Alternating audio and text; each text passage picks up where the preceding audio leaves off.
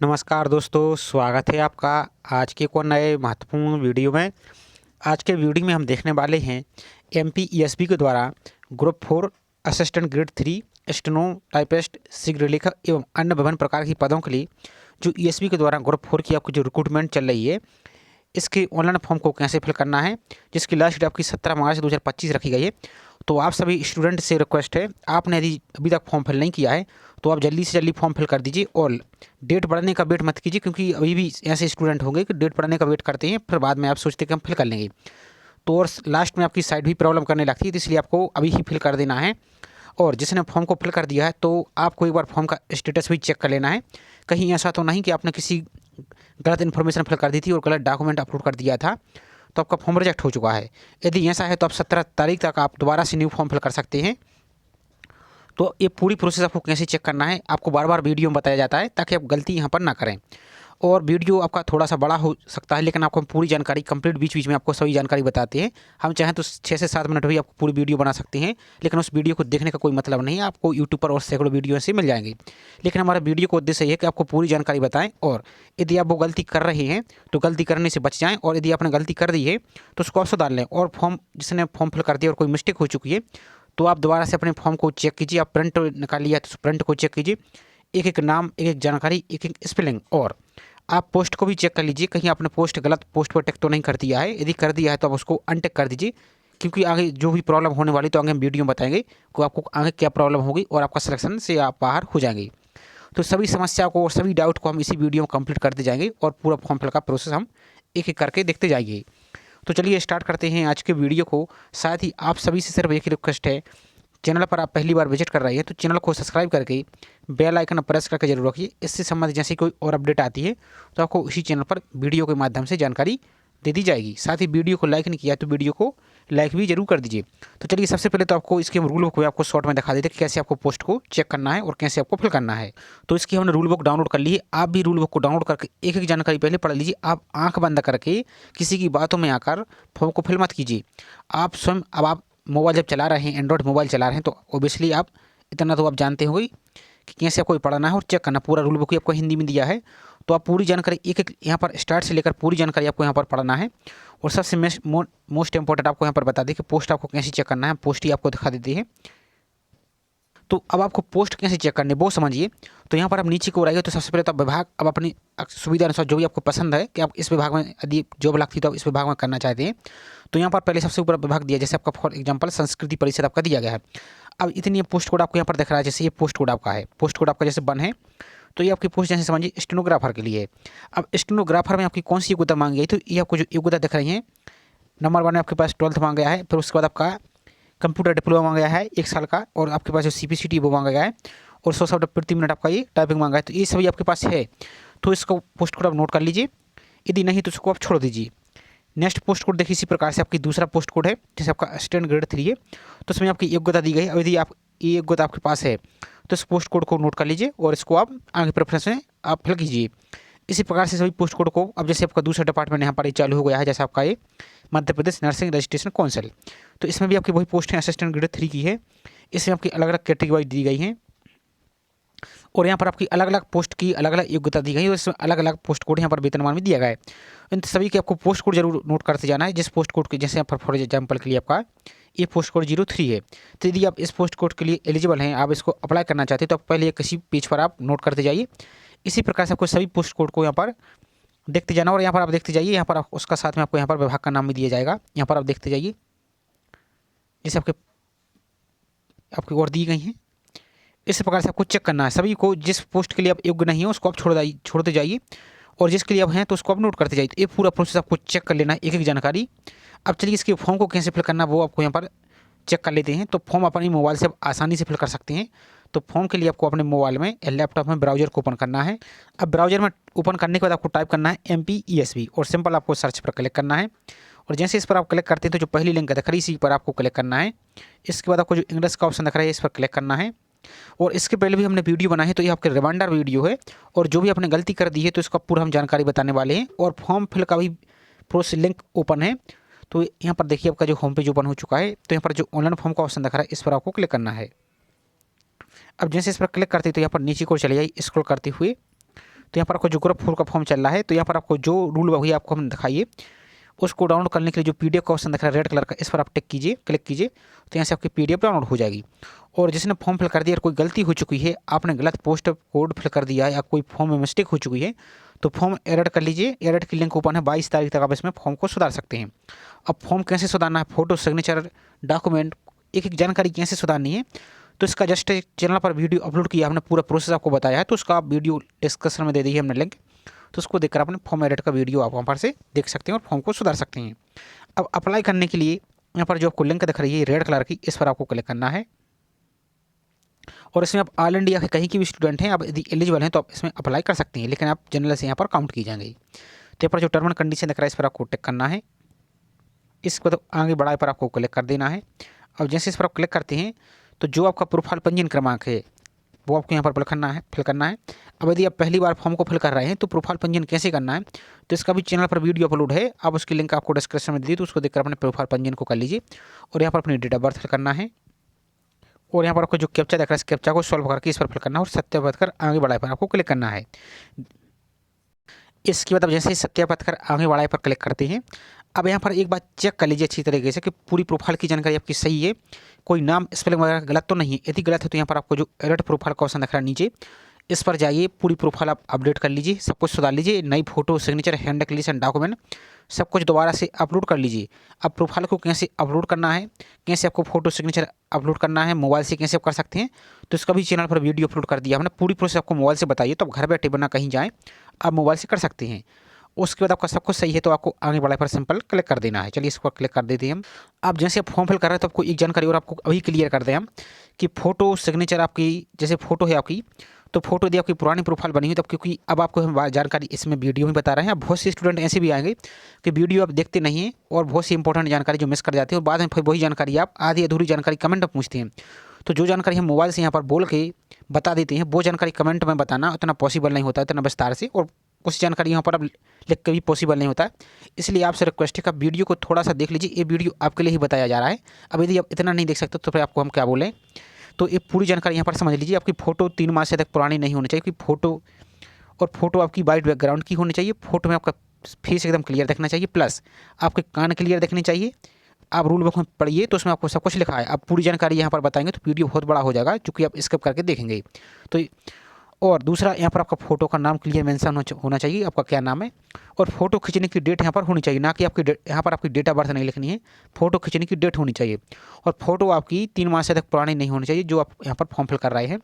तो ये तो रहा फोटो का। दूसरा आपका सिग्नेचर, तो सिग्नेचर आपको इस प्रकार से बॉक्स में करना है और सिग्नेचर का आगे के अक्षर आप बड़ा कीजिए, बाकी के छोटे कीजिए, और पूरे कैपिटल लेटर में आपको सिग्नेचर नहीं करने हैं, नहीं तो आपका फॉर्म रिजेक्ट हो जाएगा। और जो आपका हैंड डिक्लेरेशन है, हैंड डिक्लेरेशन इस प्रकार से अपलोड कीजिए कि आपका जो बॉक्स के बाहर है लाइन कटी फिटी नहीं होनी चाहिए। यदि ऐसा होता है यदि, तो भी आपका फॉर्म रिजेक्ट कर दीजिएगा। और आपको चेक कैसे करना है, जिसने फॉर्म फिल कर दिया है तो उनको चेक करना जरूरी है, नहीं तो आपका बाद में सबसे बड़ी समस्या उनको आने वाली है। तो इतना काम कर लेना है। अब चलिए पॉइंट नंबर 34 पर आ जाइए। यहाँ पर आप स्क्रॉल करते हुए नीचे, तो यहाँ पर यदि आप भूतपूर्व सैनिक हैं तो इस पर टिक कीजिए, दिव्यांग है तो इस पर टिक कीजिए, संविदा कर्मी तो इस पर टिक कीजिए। यदि कुछ नहीं है तो आपको सिंपल बना वर्ग पर आपको यहाँ पर टिक कर देना है।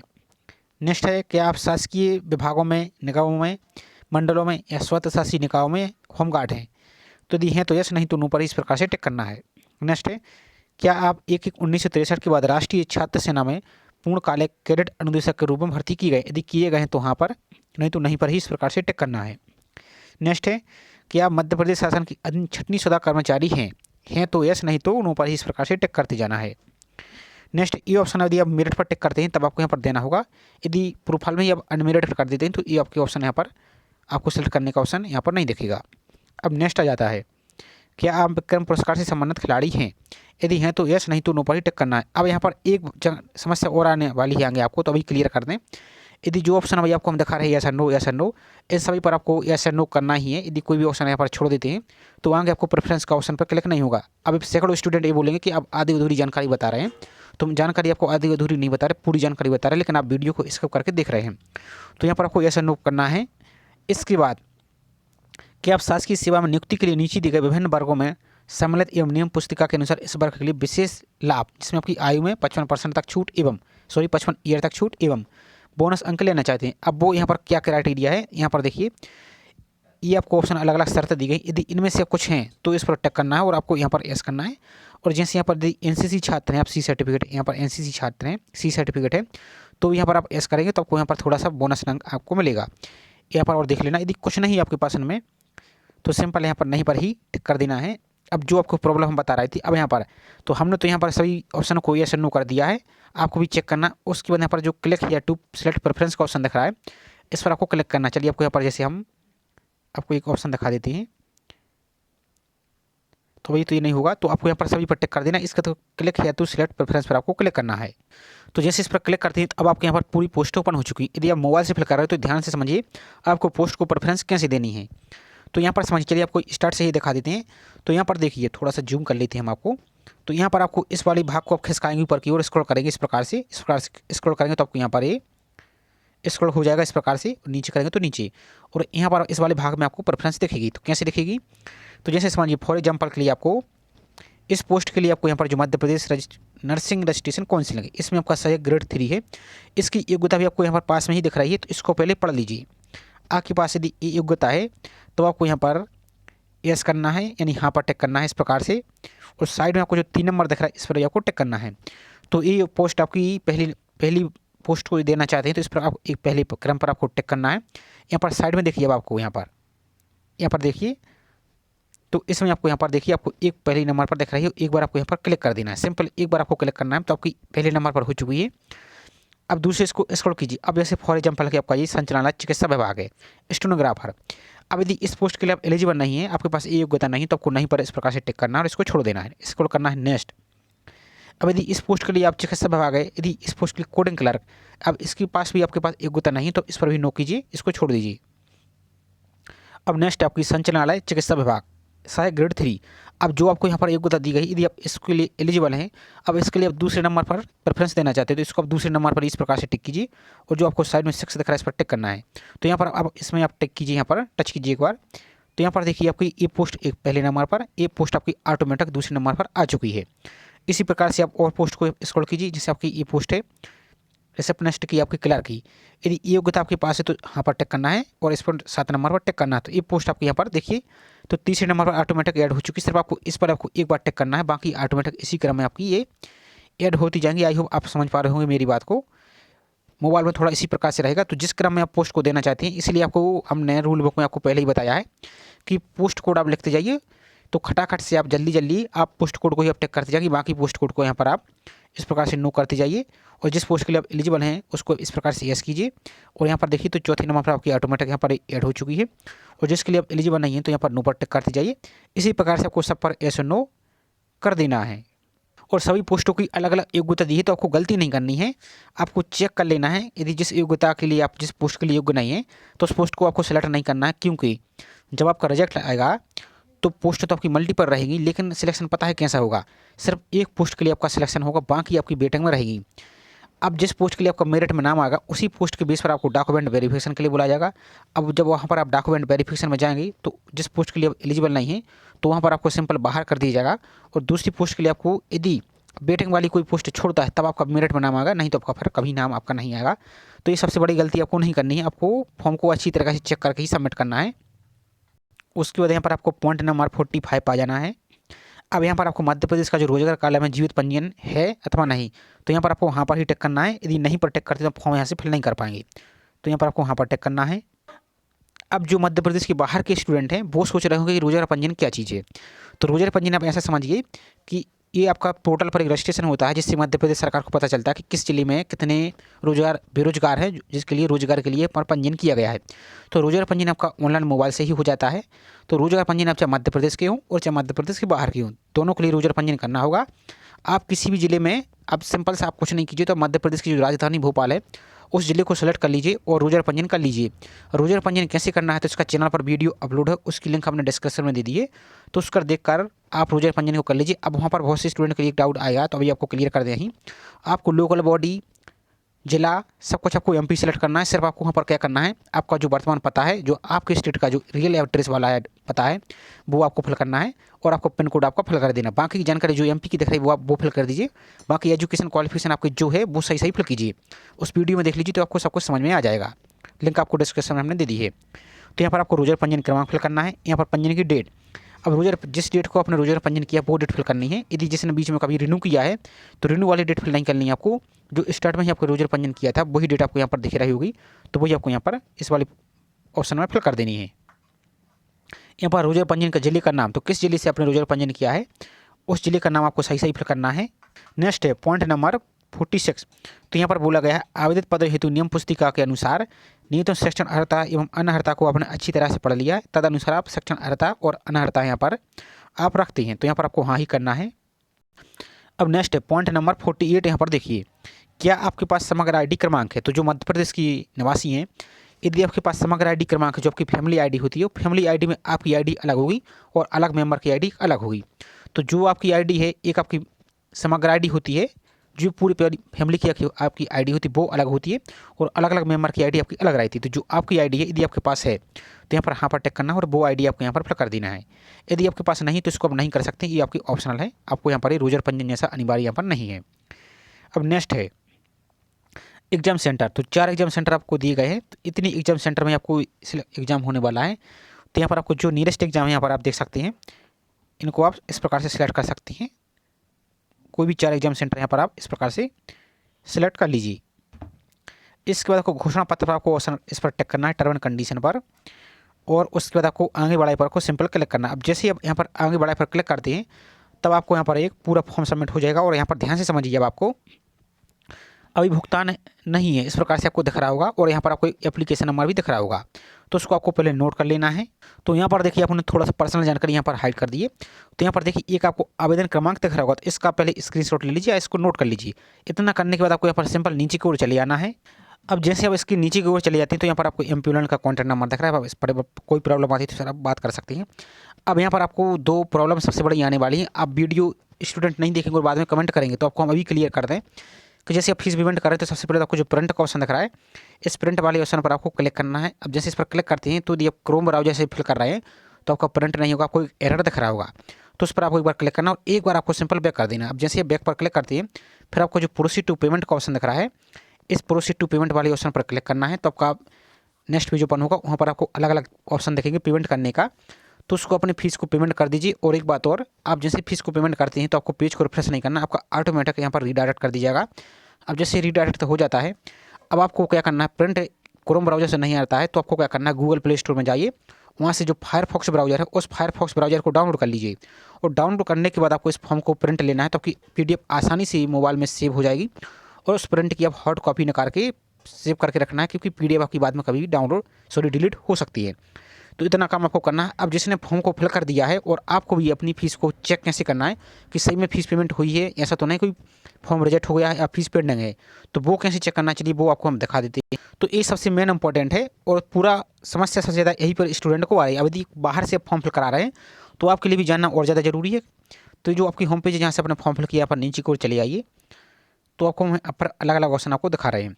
तो एक ऑप्शन आपको दिख रहा है भुगतान ना किए आवेदन का भुगतान या आवेदन की स्थिति की जाँच करें, इस पर आपको पहले क्लिक करना है। और जैसे इस पर क्लिक करते हैं तो जो भी आपने एप्लीकेशन नंबर नोट किया है वही एप्लीकेशन नंबर आपको यहाँ पर फिल करना है, और यहाँ पर अपनी डेट ऑफ बर्थ फिल करनी है, और यहाँ पर आपको प्रोफाइल पासवर्ड फिल करना है। अब प्रोफाइल पासवर्ड कहाँ मिलेगा तो आगे आपको बताने वाले हैं। तो यहाँ पर आपको फिल करना है, और जो आपको कैप्चा दिख रहा है इस कैप्चा को सॉल्व करके आगे बढ़ाई पर क्लिक करना है। अब यहाँ पर समझिए, आपको जैसे इस पर आप क्लिक कर देते हैं तो यदि आपकी फ़ीस पेमेंट सक्सेसफुली हो गई होगी तो आपको यहाँ पर भुगतान है इस प्रकार से आपको दिख रहा होगा। और यदि आपने फीस को पेमेंट कर दिया है और पेमेंट नहीं हुआ है तब आपको यहाँ पर भुगतान करें, यानी भुगतान नहीं है दिख रहा है, तब आपको ऐसी स्थिति में आपको पेमेंट करना होगा। यदि पेमेंट नहीं करते हैं तो आपका फॉर्म कुछ दिन बाद रिजेक्ट हो जाएगा, आपका एडमिट कार्ड नहीं आएगा। और यदि आपकी पेमेंट कट चुकी है और भुगतान नहीं है दिख रहा है तो आपको दोबारा पेमेंट कीजिए, आपका जो पेमेंट कट चुका है वो कुछ दिन में आपके उसी अकाउंट में आ जाएगा जिस अकाउंट से आपने पेमेंट किया है। और जिसके फॉर्म में आपको यदि यह आवेदन निरस्त दिख रहा है तो उनके लिए आपको क्या करना होगा, दोबारा से फॉर्म को फिल करना होगा। लेकिन दोबारा फॉर्म फिल करने से पहले आपको प्रोफाइल को दोबारा से अपडेट करना है और चेक करना है कहीं कोई जानकारी आपका कोई डॉक्यूमेंट गलत तो नहीं है, कुछ डिटेल्स गलत तो फिल नहीं है। यदि ऐसा है तो आपको सुधार लेना है। यदि दोबारा से वही सेम टू सेम फिल कर देते तो आपको दोबारा से फॉर्म फिर रिजेक्ट कर दिया जाएगा, इसलिए आपको गलती। तो इतना काम आपको जरूर चेक करना है। और यदि आपने फॉर्म फिल कर दिया है तो आपको जरूर चेक करना, और आपने स्वयं से फिल किया है और आपने कहीं किसी साइबर कैफे से फिल कराया है तो ये आपको चेक करना। अब प्रोफाइल पंजीयन कहाँ मिलेगा वो आपको हम और दिखा देते हैं। तो यहाँ पर यदि आप आएंगे तो इसको आप डेस्कटॉप साइट पर क्लिक कीजिए, आपको जो 3 डॉट दिख रहा है इसको क्लिक कीजिए, यहाँ पर आपको इस पर टिक कर देना है, तो इस प्रकार से आपका दिखेगा। अब यहाँ पर आपको जो उम्मीदवार प्रोफाइलिंग का ऑप्शन दिख रहा है, इस पर आपको क्लिक करना है। वीडियो बड़ा हो चुका है लेकिन आपको कंप्लीट जानकारी हमने बताने का प्रयास किया है। यहाँ पर आपको एक ऑप्शन दिख रहा है फॉरगॉट प्रोफाइल पासवर्ड, यहाँ पर देखिए तीसरे नंबर पर, तो इस पर आपको क्लिक करना है। अब यहाँ पर जो अपने प्रोफाइल पंजीयन फिल किया था, ध्यान दीजिए आपको यहाँ पर एप्लीकेशन नंबर फिल नहीं करना है, आपको प्रोफाइल पंजीयन जो सामान्य प्रोफाइल पंजीयन फॉर्म फिल करने के लिए आपको जब स्टार्ट में ही एंटर किया था वही फिल करना है आपको। यहाँ पर आपका जो रजिस्टर मोबाइल नंबर वो फिल करना है और इस कैप्चा को यहाँ पर फिल करके आगे बढ़ाए पर क्लिक करना है। तो आपका जो रजिस्टर मोबाइल नंबर है उस पर एक मैसेज आएगा, उस मैसेज आपका एक अल्फ़ाबेट करके ABCD VQ इस टाइप से आपका पासवर्ड रहेगा, जहाँ कैपिटल है तो कैपिटल, स्मॉल है तो स्मॉल, सेम टू सेम आपको वहाँ पर फिल करना होगा। तो ये प्रोफाइल पासवर्ड है। अब जो जिसने एप्लीकेशन नंबर नोट ही नहीं कर पाए हैं और फीस पेमेंट हो चुकी है, तो वो एप्लीकेशन नंबर कैसे फाइंड करेगा, तो दोबारा से नीचे को आइए, यहाँ पर एक ऑप्शन आपको और दिख रहा है प्रोफाइल संख्या से आवेदन संख्या खोजें, तो यहाँ से आप फॉर्म का आवेदन क्रमांक खोज पाएंगे, इस पर आपको क्लिक करना है। तो यहाँ पर प्रोफाइल पंजीयन क्रमांक, डेट ऑफ बर्थ और जो आपने प्रोफाइल पासवर्ड खोजा है वो प्रोफाइल पासवर्ड यहाँ पर फिल कीजिए और आगे बढ़ा पर क्लिक कीजिए। तो यहाँ पर आपको एप्लीकेशन नंबर शो होगा, उस एप्लीकेशन नंबर को जाकर आप रिप्रिंट कर सकते हैं और स्टेटस चेक कर सकते हैं। तो इतना काम आपको जरूर चेक करना है। आई होप जानकारी आपको पसंद आई होगी। जानकारी पसंद आई हो तो वीडियो को लाइक जरूर कीजिए। साथ ही चैनल पर आप पहली बार विजिट कर रहे हैं तो चैनल को सब्सक्राइब करके बेल आइकन प्रेस करके जरूर रखिए इसी प्रकार की रेगुलर अपडेट पाने के लिए। साथ ही आपको फॉर्म फिल में कोई भी समस्या आ रही है तो कमेंट करके आप बेझिझक पूछ सकते हैं, आपके सभी का कमेंट का रिप्लाई कर दिया जाएगा। तो चलिए मिलते हैं इसी प्रकार से कोई नई जानकारी के साथ। जय हिंद।